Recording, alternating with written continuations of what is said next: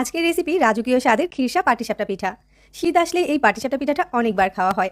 অনেকে অনেকভাবেই এই খিরসা পাটিসাপটাটা বানিয়ে থাকে, তবে আমি আমার রেসিপিটা শেয়ার করেছি। রাজকীয় স্বাদের পাটিসাপটা বানানোর জন্য প্রথমে পিঠার খিরসাটা রেডি করে নিব।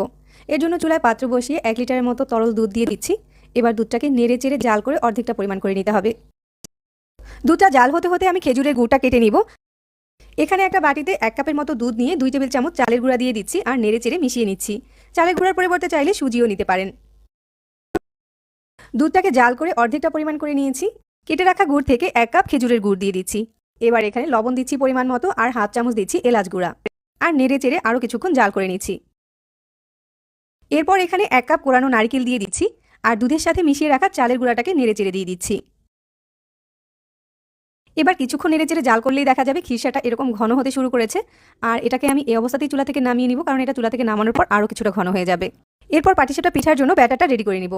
একটা বাটিতে 1 কাপ নিচ্ছি চালের গুঁড়া, সাথে 1/3 কাপ নিচ্ছি ময়দা, 1/4 কাপ দিচ্ছি গুঁড়া দুধ, লবণ দিচ্ছি হাফ চামচ, 2 টেবিল চামচ দিচ্ছি চিনি। শুকনো উপকরণগুলোকে একসাথে একটু মিশিয়ে নিচ্ছি। তারপর এখানে নর্মাল তাপমাত্রার 1 কাপ পানি দিয়ে ব্যাটারটা গুলে নিচ্ছি। ব্যাটারটা একটা হ্যান্ড উইক্স দিয়ে গুলে নেবেন, তাহলে ব্যাটারটা অনেক বেশি স্মুথ হবে। আর একটু সময় নিয়ে ব্যাটারটাকে গুলে নিতে হবে। পাটিসাপটা পিঠার এই ব্যাটারটা খুব বেশি ঘন হবে না, একটা পাতলা টাইপের ব্যাটার হবে।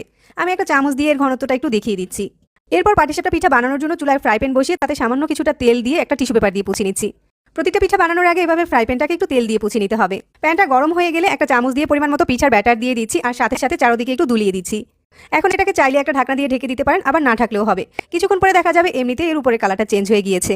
এখন একটা সাইড থেকে পরিমাণ মতো খিরসা দিয়ে দিচ্ছি আর একটা সাইড থেকে এভাবে করে ভাঁজ করে দিচ্ছি।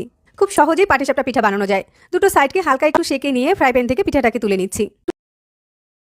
প্রতিটা পাটিসাপটা পিঠা হতে 30 সেকেন্ড সময়ের বেশি লাগবে না। আর আজকের প্রতিটা পিঠাই আমি একইভাবে বানিয়ে নিব। রাজকীয় স্বাদের এই খিরসা পাটিসাপটা পিঠাটা খেতে দারুণ মজার হয়। আর শীতের এই সিজনে খিরসা পাটিসাপটা পিঠা না হলে যেন একদমই জমে না।